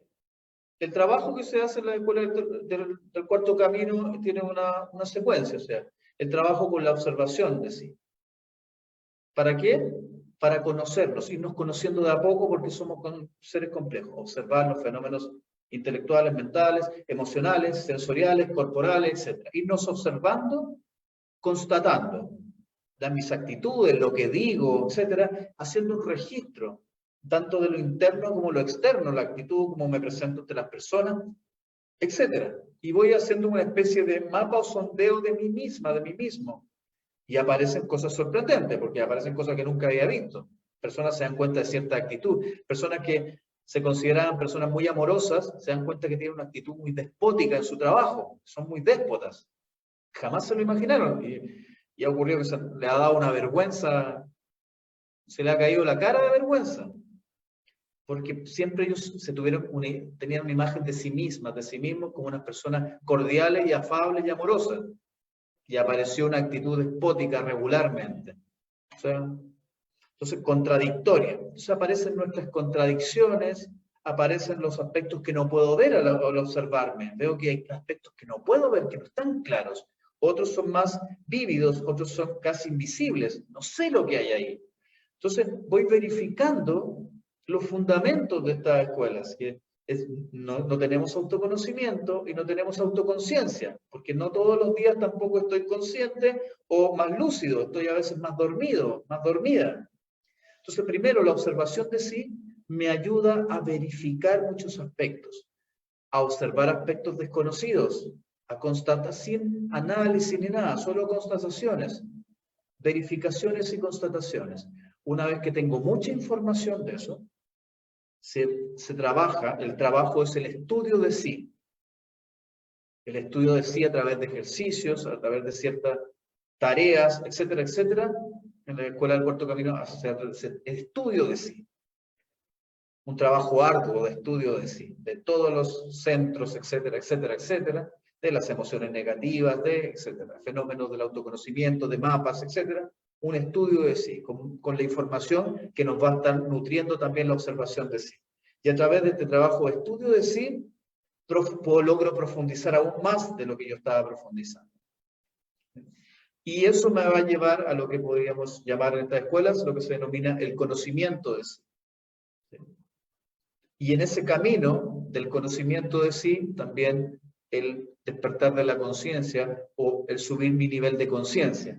Porque al ejercitarme en la observación de sí, estoy sin querer queriendo despertando de a poco mi conciencia, manteniéndola por periodos más largos, ¿sí? Porque la conciencia también tiene eso. ¿Cuánto rato estoy consciente? ¿Qué periodos? A veces uno en un mes tiene una vez está consciente y lo demás está dormido o dormida. Entonces, implica el trabajo de la observación de sí, el gatillar la actividad de estar más consciente en el aquí y ahora, y eso se va incrementando. Entonces, tengo periodos más largos conscientes. Así que a través de ese trabajo logro autoconocimiento, a través del estudio de sí, puedo alcanzar, y además el desarrollo de la conciencia al trabajar de esta manera. ¿Sí? Eso podría decir. ¿Y eso en qué sentido puede ser es terapéutico? Porque al conectarme con mi yo verdadero, voy a empezar a desidentificarme de las ilusiones del ego, del yo falso, que cree cosas de mí que son falsas, que piensa que cosas de mí que son falsas a nivel inconsciente. Y al irme desidentificando de a poco de esos elementos ilusorios, ver lo ilusorio como falso y conectarme más con verdades mías, ¿sí? Con verdades de mi ser, empiezo a sanar. Si mi conflicto, la neurosis, está en la identificación con cosas falsas. Dicho de otra manera, si habito en lo verdadero, no tengo crisis, no tengo neurosis. Si habito en concordancia organísmica, conectado ecológicamente con la naturaleza, en armonía con el entorno, en armonía con mi centro mental, emocional, mi centro energético, mi ser espiritual, mi conexión con la naturaleza, el planeta, etc. Si estoy en lo verdadero y lo cierto, mi conexión con todo, mi ser está conectado con todas las cosas. En todo tipo de materias, más fluidos, más invisibles y fluidos mucho más densos, ¿no? Todo tipo de energía. Estamos conectados con todo eso. Pero eso es mi ser, no mi personalidad. Es un constructo artificial. Es quien yo no soy. Así que en la medida que hago un trabajo, acercándome a mi ser, por supuesto que me estoy autosanando, porque la enfermedad está en la identificación con cosas falsas, con ilusiones. Claro, me encanta que, bueno, es como si fuese una etiqueta que no genera la posibilidad de trascender. Sí, la estructura de personalidad, en la medida que yo estoy identificado con eso, se perpetúa mi inconsciencia, porque estoy identificado con cosas falsas, algo que yo no soy. Pienso igual y en ese sentido se cierra la puerta al trabajo de intentar nivelar mis otros dos instintos. Sí, a ver, desde el estudio del centro interior, del centro instintivo, nos daríamos cuenta, desde el centro instintivo, desde las escuelas del cuarto camino, que es muy, muy amplio, es la mente que gobierna el funcionamiento interno del organismo. Desde lo celular, desde todo lo genético, la respiración, la vinculación con el cerebro, todo, ¿sí? El sistema nervioso, todo. Entonces, por supuesto que ahí aparecen elementos de lo instintivo, emociones instintivas, otros elementos, pero son partes del centro instintivo. Yo tampoco soy mi centro instintivo, a pesar de lo complejo, porque es el que controla todo el sistema genético, ¿sí? Toda la producción de proteínas, el sistema nervioso, el sistema cardiovascular, el sistema, la musculatura, todos esos elementos. ¿Sí? Bueno, tampoco soy eso. Por más complejo que sea esta mente que gobierna la parte interna del cuerpo, yo tampoco soy eso. Volvemos a eso. Volvemos. Como en el tipo 4, ¿cómo trabajo la ira y la frustración? Últimamente me cuesta... Sí. Por ejemplo, ¿cuál es la fijación del 4? La fijación del 4 es la que genera la ira y la frustración. La fijación del 4 es creerse especial. Es una vanidad frustrada. Es la identificación con una imagen idealizada y que no recibe un correlato en el mundo. Dicho de otra manera, los demás no me reconocen como especial o el mundo no me reconoce como especial. En esa búsqueda que dice el 4 de conexión, es una búsqueda en realidad inconsciente de que los demás me reconozcan como especial. Pero el 4 no puede ver que eso es una vanidad, es una ilusión de superioridad, de distinción en relación a los demás. Y como no recibe el feedback del entorno como quisiera, empieza a sentir frustración. Y ahí se polariza en su parte negada, en la otra esfera, y piensa que tiene algo malo. Entonces tengo algo malo, porque como a nivel inconsciente todo esto, como que si hablara el inconsciente diría, si los demás no me reconocen como especial o no me reconocen especial como yo quisiera, me empiezo a comparar con los demás. Y sufro por eso, sufro porque no me reconocen, pero es una vanidad, el conflicto del 4 es su vanidad, el sentirse especial, es una vanidad frustrada, eso le genera frustración e ira que no manifiesta tampoco, o que manifiesta en ciertos periodos y después se la guarda. Pero siempre va a estar ese núcleo de emociones negativas porque están asociados a esa fijación. El 4 debiese abandonar esa identificación, dejarse de comparar con los demás, dejar de sentirse, porque esa imagen de especial, alguien le podría decir a un 4 algo así como, bueno, todos somos únicos y especiales en el universo. Eso no le sirve al 4, porque el 4 en el fuero interno diría, si su inconsciente hablara, no, eso no me diga, yo soy distinto a los demás, yo soy mejor que los demás. Yo no me adhiero a eso que todos somos especiales, eso no me sirve porque nos iguala a todos. Todos seríamos iguales. Y yo no creo eso internamente, yo creo que soy superior, que me distingo de los demás. Entonces, hay una superioridad, hay una vanidad profunda en el 4 que no reconoce, y eso genera su frustración e ira.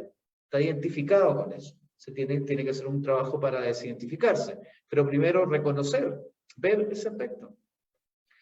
¿Cuál es el fin del eneatipo? A identificarlo tengo que trascenderlo. Es que, a ver, volvamos al origen. Nuestra esencia necesita adaptarse a este mundo, a este plano, a las dinámicas del mundo, condiciones, etcétera, etcétera. ¿Sí?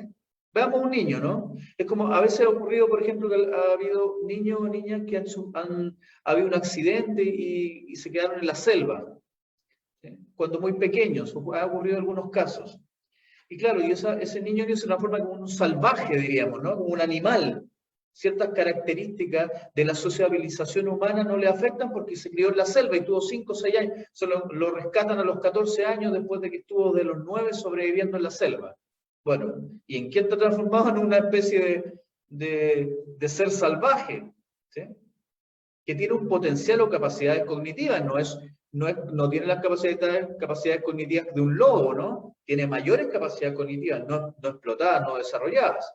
Pero en ese momento tuvo que sobrevivir y adaptarse. No sé, creo que puede servir la analogía. Entonces, traemos una esencia que se tiene que adaptar a mi entorno.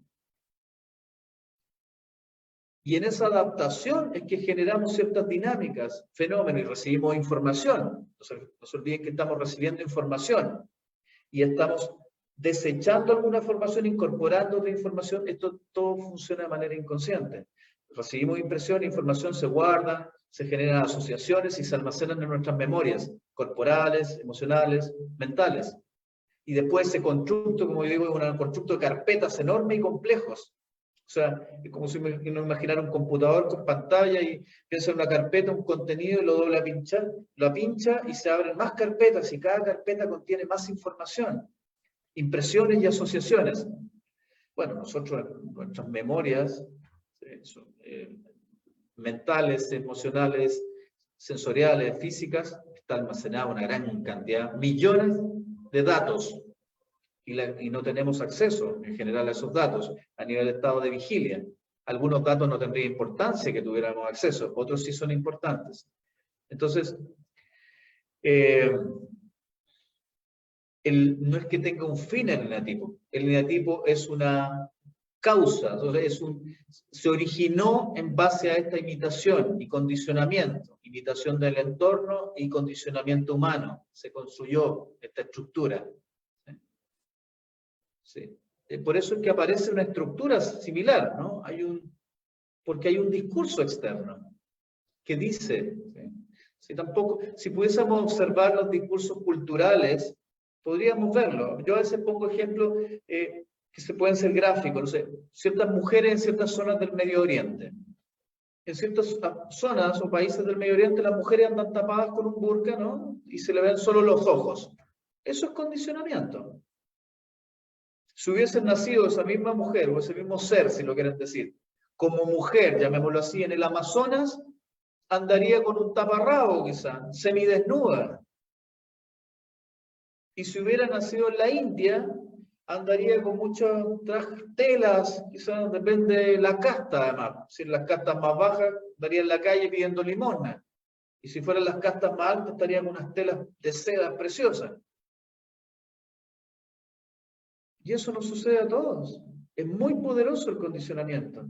O sea, podríamos decir que si un ser nace en esa zona de Medio Oriente en que las mujeres andan con burka y nace como mujer físicamente, estaría el porcentaje sería pero altísimo que estuviera con un burka, porque pocas mujeres han salido de esa situación. Y generalmente el condicionamiento es tan poderoso, por todos los elementos que tiene, que nos deja estancados ahí y no nos damos cuenta. Es raro que alguien haya salido, no conozco yo, de una tribu del Amazonas y actualmente que se haya ido, haya decidido irse de la tribu, qué sé yo, y se haya ido a estudiar y esté trabajando en la NASA como ingeniero aeronáutico. Porque el condicionamiento es tan poderoso que nos deja anclados ahí, atrapados en eso, nos atrapa. Nos entrega un discurso y nosotros inconscientemente decimos que sí y reproducimos ese discurso. Conociendo nuestro ego, reconociendo nuestra alma, el punto de partida del eneagrama, claro, aparece también. El Cristo decía cuando le preguntaron, ¿qué hacemos con esta moneda que está a la cara del César? ¿Sí? Y él dijo, bueno, era una trampa para ver si él iba a decir algo en contra del César. Pero por supuesto también era muy astuto él y responde de una manera como espiritual incluso. Y dice, al César lo que es del César y a Dios lo que es de Dios. ¿Sí? O sea, hace una separación simbólica entre lo que es de mi ser, de mi espíritu y lo que es de la materia. Por supuesto que tengo que comer, por ejemplo, actividad para mi cuerpo físico, tomar líquido, comer, ojalá tenga una conciencia corporal adecuada, alimentaria, para dar alimentos adecuados, ¿no? Para mi cuerpo, ¿para qué? Si lo alimento bien, lo cuido bien, conozco su funcionamiento y sé qué alimentos, alimentación consciente, qué alimentos son adecuados, un trabajo de disciplina de ejercicio, etcétera, lo que sea, va a hacer que mi cuerpo orgánico funcione mejor. Entonces, por supuesto que cada cosa tiene su dimensión. Hay una ley del trabajo también, dice. Entonces, el trabajo nos ayuda también a evolucionar. No me refiero al trabajo generado por las empresas, sino que al trabajar por algo, de lo que yo me quiera dedicar, que puede estar en consonancia, ¿sí? con mi ser, ¿no? Alguien que quizá ama mucho la naturaleza y las plantas, quizás se instala con un jardín y trabaja eso, con las plantas, con la tierra, plantando flores, etcétera, árboles frutales, etcétera. Entonces, cada cosa tiene su dimensión. Mi ser habita en una dimensión específica y tiene ciertos requerimientos, ciertas necesidades, y mi yo material también, etcétera. ¿Sí? ¿Con qué método se identifica la esencia del cuarto camino? ¿Con qué método se identifica? Tú dices, ¿cómo saber reconocer mi esencia? Voy a interpretarlo así tu pregunta. ¿Con qué método se identifica mi esencia? Bueno, Gurdjieff decía, mi ser, mi esencia es quien yo soy, pero es lo que no es mi personalidad. Entonces uno podría empezar a hacer una lista en una hoja de un montón de quién soy yo, y empezar a notar, uno empieza a pero ¿quién eres tú? Preséntate, y uno empieza a decir, yo soy una persona ordenada, a poner características mentales o de comportamiento, me gustan las cosas así, ciertas características emocionales, sensoriales, etcétera, etcétera. Soy padre, madre, hijo, qué sé yo, ciudadano, no sé qué, mi afiliación política, ideológica, filosófica, no sé qué, y puedo llenar cuántas hojas sean de eso. Después que haga eso, debería tomar esa hoja y decir, eso es lo que no soy, justamente. Y podría doblarla y botarla en un basurero. Mi ser es un potencial evolutivo. No se identifica con ideología, ni con formas, ni con objetos, ni con ideas. Una cosa es que uno posea ideas, tenga ideas de cosas, o tenga información de cosas, y otra cosa es que yo me identifique con eso. Mi ser no se identifica con nada de eso. Entonces busca eso, esa parte de mí que es contemplativa y que no está identificada con nada, y que no se define ni se pone etiquetas de nada. Y eso es lo más cercano a tu esencia. Saber nuestro eneatipo no es un destino final, no, por supuesto, es conocer las características, es como, digamos una manera, conocer las características de mi cuerpo biológico son importantes, por supuesto. Alguien podría decir, bueno, pero nuestro ser es un ser espiritual, no es ser biológico, por supuesto, estamos de acuerdo. Por eso hablo de dimensiones. Pero conocer las características y funcionamiento de mi máquina biológica es bueno para mí, ¿no? Es importante hasta cierto punto, porque lo puedo alimentar bien, lo puedo alimentar de manera consciente, puedo hacer un trabajo también, mi cuerpo también, a través de, bueno, ya se ha visto a través del trabajo respiratorio y todo eso, de las disciplinas como el yoga, la meditación y otras, ¿sí? También tienen puerta de acceso a ciertos niveles de conciencia superior o experiencia también, ¿sí? Entonces, conocer el funcionamiento de cada uno de los aspectos mentales, emocionales, físicos, sensoriales, es vital, pero es importante conocerlos cada uno en su propia dimensión, ¿sí? Así como mi vista, uno de mis sentidos, es maravilloso. La óptica, el estudio de la óptica es una cosa extraordinaria, de los fotones de luz, como el cerebro invierte la imagen y la reconecta, etc. Es maravilloso el fenómeno, pero también es acotado, tiene un límite eso también. Tiene hasta cierto nivel llega mi vista. ¿Entiendes? No puedo ni ver ni el aire, ni los rayos, ni las ondas de radio. ¿Sí? No puedo mirar tan lejos, no puedo ver de aquí a la luna los detalles que hay, etcétera, ni tampoco los organismos microscópicos.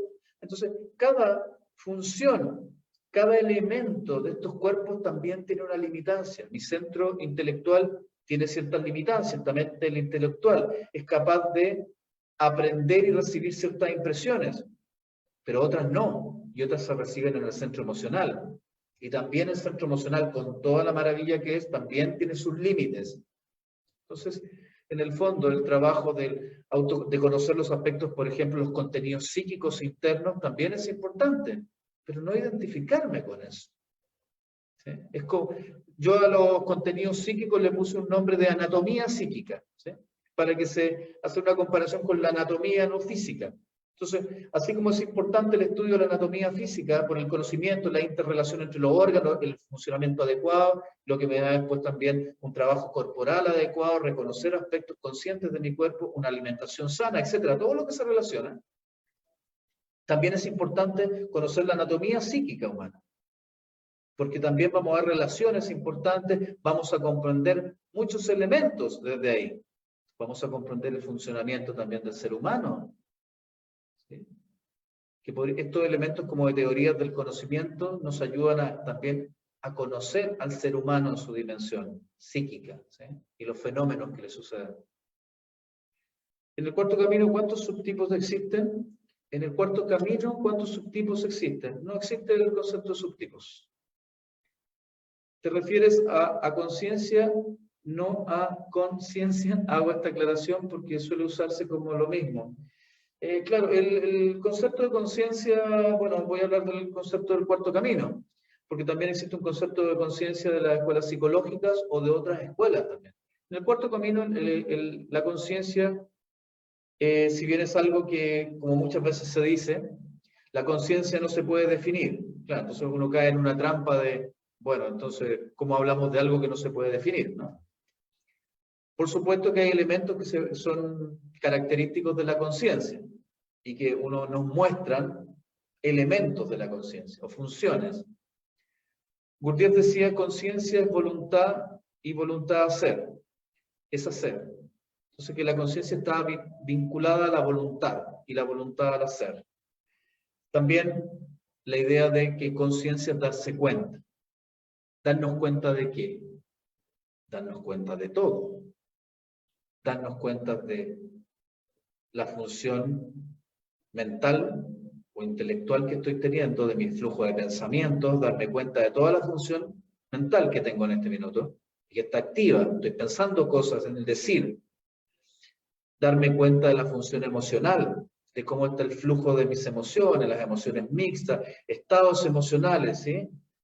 Darme cuenta de mi función sensorial, darme cuenta de mi cuerpo, en lo externo y en lo interno, del movimiento, darme cuenta de la sensación de temperatura, de frío, calor, de la presión, darme cuenta del aspecto interno de los latidos de mi corazón, de la respiración, darme cuenta de mi musculatura, darme cuenta del entorno, ver a los demás, darme cuenta también de lo que le está sucediendo en lo mental, emocional, también de las mismas funciones en los demás, darme cuenta de las impresiones que recibo, información externa, darme cuenta de la naturaleza de mi contacto con los árboles, con la tierra, darme cuenta de cómo me contacto bajo todos mis centros con el entorno, con la vida misma, darme cuenta de mi conexión con la energía que está fluyendo en mí. Y eso es estar constantemente en eso, dándome cuenta de tanto de lo interior, lo exterior y la relación o dinámica que se está generando constantemente. Entonces, claro, muchos me dirán, bueno, eso cuesta porque a veces uno está distraído por las influencias externas, por el trabajo, por el problema, por etcétera. Entonces, llegar a esos estados contemplativos de conexión se vuelve difícil. Por supuesto que sí. Existen dificultades para la autoobservación, la imaginación, el flujo de los pensamientos me distraen, se generan ruidos, torbellinos mentales, también lo emocional. Si estoy demasiado alterada emocionalmente, también unos torbellinos internos no me dejan anclarme en el presente. Bueno, por eso hay que hacer un trabajo para eso, pero eso sería conciencia. Y además, ese estado de conciencia también se habla de niveles de conciencia. Y en la escuela del cuarto camino se hablaba de estados de conciencia, o sea, se decía hay un estado dormido en que el ser humano no se da cuenta de nada, de lo que le sucede ni qué sucede, es llevado por las cosas. Después viene un segundo estado que se llama estado de vigilia o conciencia subjetiva. El ser humano es cuando se despierta en la mañana, sale a trabajar, se ducha y todo eso, está en ese estado de conciencia subjetiva, o sea, el momento en que se duerme y despierta un poco levemente, pero todo es vago. Y después existen estados superiores de conciencia, recuerdo de sí, que tiene que ver con el centro emocional superior, y la conciencia objetiva, que tiene que ver con el centro intelectual superior. Y esos estados solo se alcanzan después de un arduo trabajo en cada uno de los centros. Entonces, también podríamos decir que la conciencia no es algo permanente. En cada nivel de ser, cada persona tiene un nivel de ser, así que tiene un rango. El que tiene nivel 1 de ser tiene un rango medio, nivel más bajo en su conciencia y el nivel más alto, que llega a la cima de esa franja o estadio del nivel 1. Y el que tiene nivel 2 también tiene una línea media, a veces baja su nivel, que se acerca casi al 1, o sea, baja su nivel de conciencia, y a veces en un trabajo sube hasta el techo de su nivel, y así. Entonces, en cada nivel de conciencia, en cada nivel de ser, hay una comprensión de acuerdo a ese nivel. En la medida que ese ser se desarrolla, evoluciona, pasa al siguiente estadio, donde hay un nuevo nivel de comprensión, un nuevo nivel de impresiones. Recibe impresiones o información que no se recibe en el piso 1. Y tiene un nivel de comprensión que no tiene el del nivel 1. Y así se hace un trabajo y se desarrolla y se despliega ese nivel de conciencia, evoluciona este ser, llega al nivel 3, donde va a recibir nuevas impresiones, va a tener una nueva comprensión, va a integrar los aspectos del 1 y 2. La comprensión que tiene el nivel 3 no la tiene el 2 ni el 1, pero el 3 tiene integrado el nivel 1 y 2. Entonces, también la conciencia se desarrolla y evoluciona y se despliega. A eso se refiere conciencia, en lo que podríamos llamar la escuela del cuarto camino. Entonces, al desprenderme de mi personalidad, estoy más cerca de mi ser, haciéndome consciente. Como decía, el estar desidentificándome de a poco con ciertos contenidos de mi personalidad, de mi historia, de mi ego, todo lo que hemos hablado, el ego, quién yo soy, el rol que tengo, ser madre, padre, esos son roles, ¿sí? Y que puedo desempeñar muy bien, o sea, tener un rol o un oficio y hacerlo muy bien, pero yo no debo identificarme con eso. Yo no soy eso, ¿sí? Es un aspecto, una faceta mía, ¿ya? Entonces, al desidentificarme con eso, me empiezo a conectar más con mi ser, con mi esencia. Ya, ok, muy bien, pero ahora el trabajo de evolución y desarrollo está ahí, en mi esencia. No me basta solo con eso. ¿Sí? Supónganse que yo tengo nivel 1 de ser. Entonces, hago un trabajo para identificarme tu contenido. Ok, yo no soy estos contenidos, yo no soy mis pensamientos, yo no soy lo que pienso, siento, yo no soy mis deseos, etcétera. Yo no soy mi historia de vida, no soy ninguna etiqueta. Entonces me empiezo a desprender un poco de esta personalidad y la empiezo a usar. Porque la personalidad tiene cosas útiles. No sé, si a mí me obligaron de niño a estudiar carpintería, porque mi papá, mi abuelo, mi bisabuelo, y todos eran carpinteros, entonces me dijeron, tienes que estudiar carpintería porque es algo tradicional en la familia. Y yo no quería porque no me gustaba, pero me hicieron estudiar de 1 a 15 años carpintería. ¿Eso dónde queda? Eso fue condicionante, no fue de mi esencia no quería ser carpintero, quería ser, qué sé yo, deportista. ¿Ya? Entonces, pero me obligaron, así que de 1 a 15 años estuve aprendiendo carpintería. ¿Dónde queda eso? La estructura de personalidad condicionada, información de la personalidad. ¿Es útil? Claro que puede ser útil. Si yo quiero de adulto, después de repente tengo una silla que está rota, la puedo reparar porque tengo el conocimiento. Entonces, tengo la información. Eso, hay elementos útiles de la personalidad. El punto es que yo me identifique con ser carpintero, ¿sí? Eso es. Entonces, una vez que de a poco me voy desidentificando ciertos contenidos del ego, de la personalidad, me acerco más a mi esencia, pero ahí tengo que empezar a hacer el trabajo, porque si no me sigo quedando en nivel 1 del ser. Tengo que trabajar en mi ser y mi esencia para que se evolucione y se despliegue. Para Gurdjieff, el uso del eneagrama no estaba destinado a realizar una clasificación de la personalidad. Claro, no exactamente. Gurdjieff hablaba, y a veces me dicen algunas personas que han estudiado un poco el Cuarto Camino y me dicen, oye, pero Pablo, Gurdjieff no hablaba de esta cosa como se da ahora la personalidad y todo eso, como que se le ha hecho un culto a la personalidad.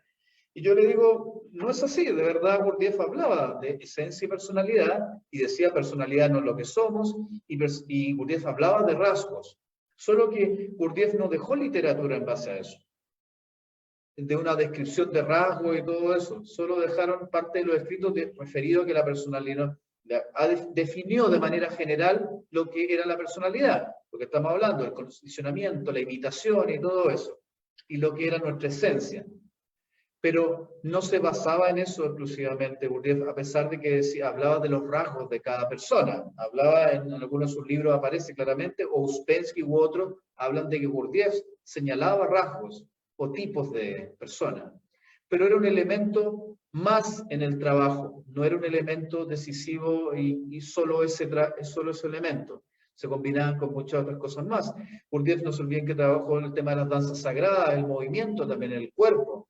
O sea, era un trabajo muy integral el que hacía. Todavía queda en el tema. También compuso música con Hartmann, o sea, trabajó la parte creativa. La música que quedó Gurdjieff estaba orientado al trabajo de la esencia y el ser. También las danzas, lo que se denominó danzas sagradas. Si ustedes las pueden buscar, van a ver que estas danzas están formadas también con el eneagrama, ¿no? Están ahí. Entonces, era uno de los elementos que estaban y era referido y que se refiere en su literatura Uspensky y Gurdjieff respecto al rasgo o la personalidad, pero no era el único, no era el foco de todo. ¿Sí?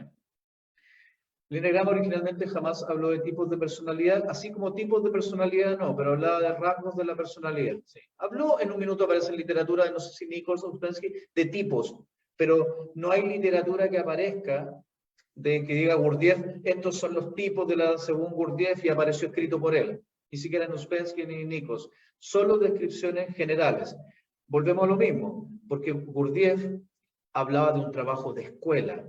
Decía que el uno como ser humano se alcanza a desarrollar hasta cierto punto y después necesita de un maestro o maestra que haya salido de la cárcel, o sea, que haya hecho el trabajo ya, y cosa que le pueda ayudar en el trabajo, y también un trabajo de escuela, trabajar con otros, porque se genera más energía.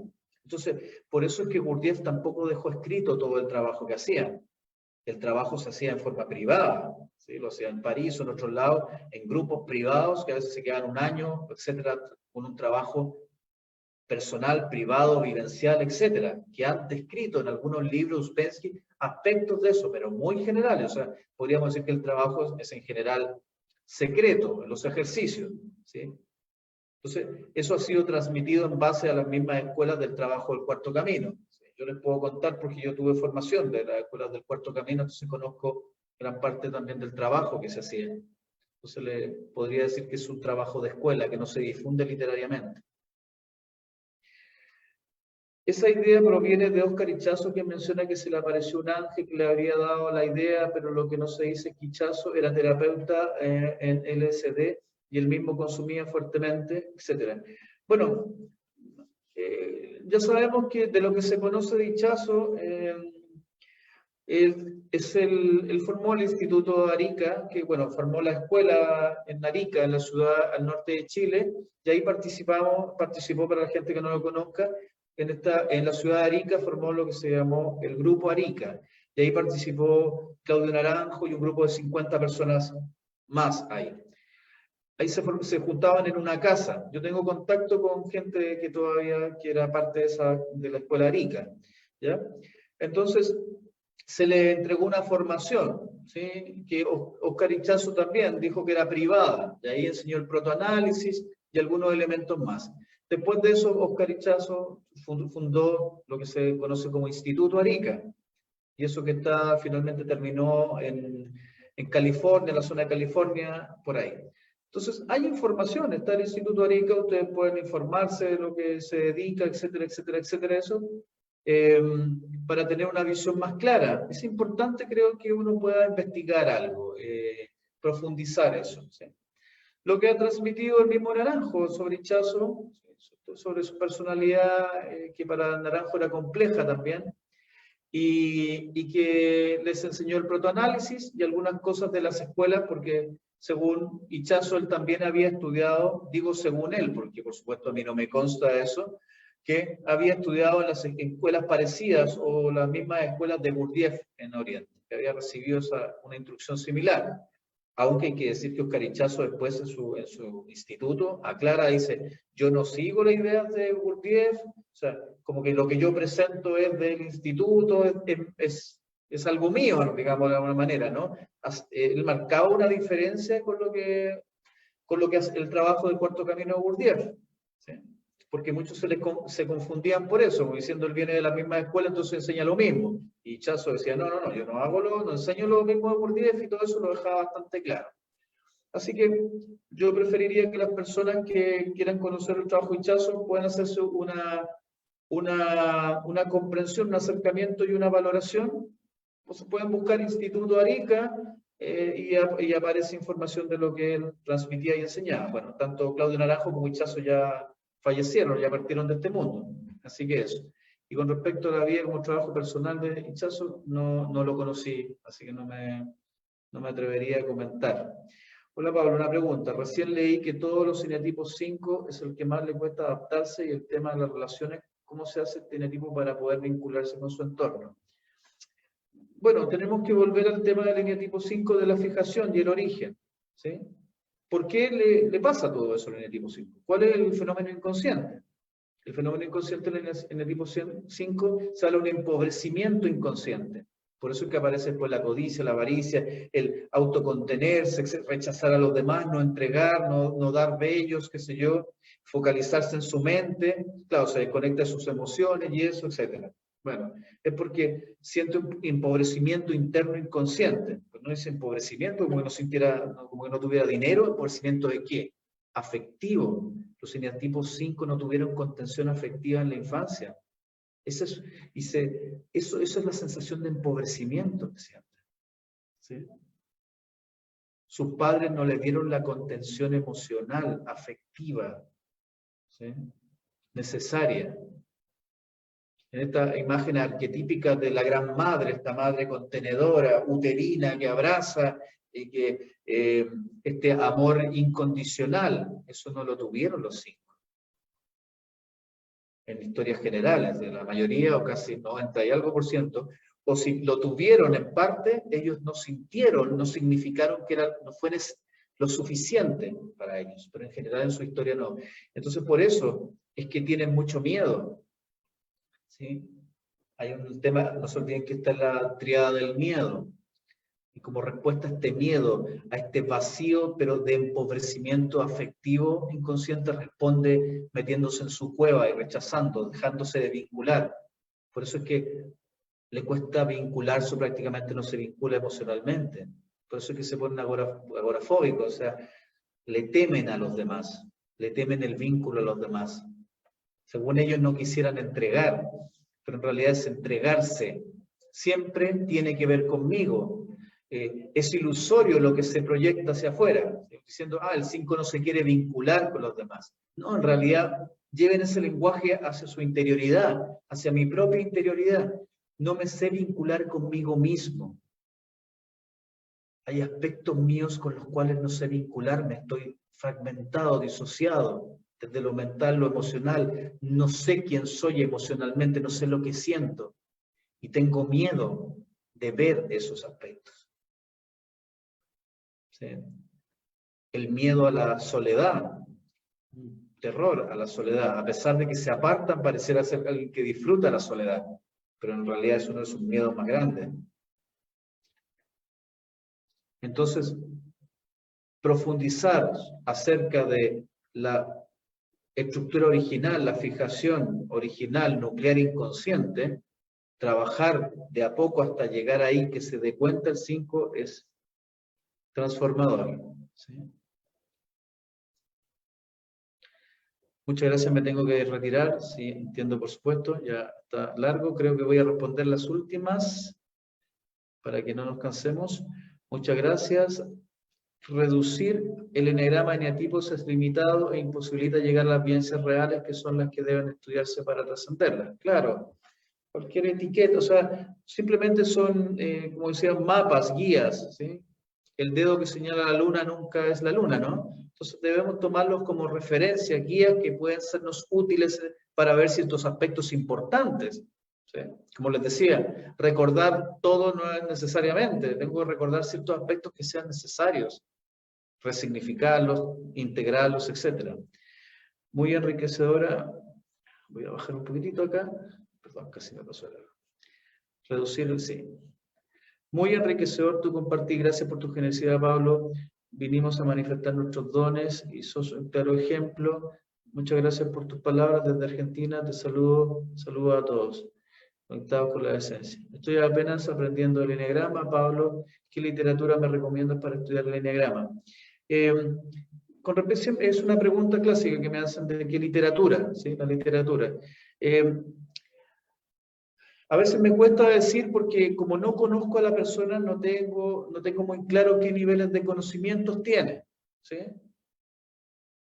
Porque hay una literatura que a veces es un poco técnica, psicológica, psiquiátrica, con citas de ciertas escuelas psicológicas. Entonces una persona dice, yo no tengo estudios de psicología, no lo tengo por qué tener, porque me dedico a otra cosa. Entonces se va a ir entorpecido, debilitado el estudio de eso, ¿sí? Y algunas visiones son parciales y faltan otros elementos, ¿sí? No sé, no me atrevo, tendría que tener más datos. Si te puedes comunicar después, no sé, internamente, quisiera saber un poco más de ti como para pensar en una literatura adecuada. Necesitaría más información. Extraordinaria sesión, qué bueno, Manuel, que te haya gustado. ¿Gurdjieff era un 8? Se dice que era un 8, sí, pero como yo no lo conocí, tiene ciertas características, parece su lenguaje. Sí. Supongamos que sí, no sé de qué nos podría servir mucho, ¿saber? Algunos dicen sí, parece que era un 8. Pablo, gracias por tu magistral respuesta, eres brillante. Muchas gracias, Edith. Gracias, muy interesante el tema. Hay que andar camino de autoconocimiento para avanzar en el ser, sí. Sí. Se habla de la tradición oral del enagrama, claro, la enseñanza de escuela, sí, eso es clave. Mil gracias, Pablo. Gracias, me ayudaste muchísimo, como siempre. Bueno, creo que hemos estado ya bastante tiempo acá. He intentado responder principalmente la mayoría de las preguntas. Pablo, es la mejor literatura. Muchas gracias, Mónica. por tus palabras.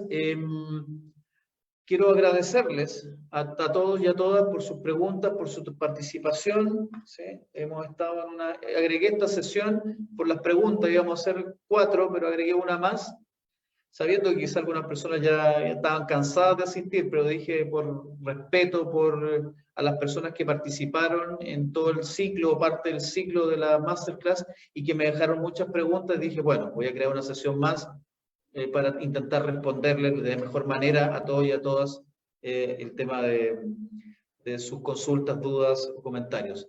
Así que, una vez más, agradecerles a todos y a todas los que participaron. Ha sido muy nutritivo. Más adelante, no sé, se informará, quizá hagamos otro ciclo de Masterclass más adelante. Ante las preguntas de las clases y cursos que me han hecho internamente, si estamos este año haciendo un diplomado, van a haber 5 diplomados que se van a desarrollar todo este año, así que quienes quieran información lo pueden solicitar a la fanpage o alguna de las páginas o información que aparece ahí, se le enviará la información adecuada, qué sé yo, ahí se encarga la María José, que es la jefa académica del instituto, así que ella es muy amable, así que ahí le pueden hacer todas las consultas con respecto al diplomado o los cursos que vienen más adelante. Ella tiene esa información. Así que, bueno, muchas gracias a todos y a todas por sus comentarios, palabras, por sus agradecimientos, por su apoyo, por sus palabras gratas hacia mí. ¿Sí? Así que tengan muy buena noche, buenas noches para todos, que tengan buena semana y estamos en contacto, nos estamos viendo, espero pronto. ¿Sí? Eso. Que estén muy bien. Gracias a todos y a todas.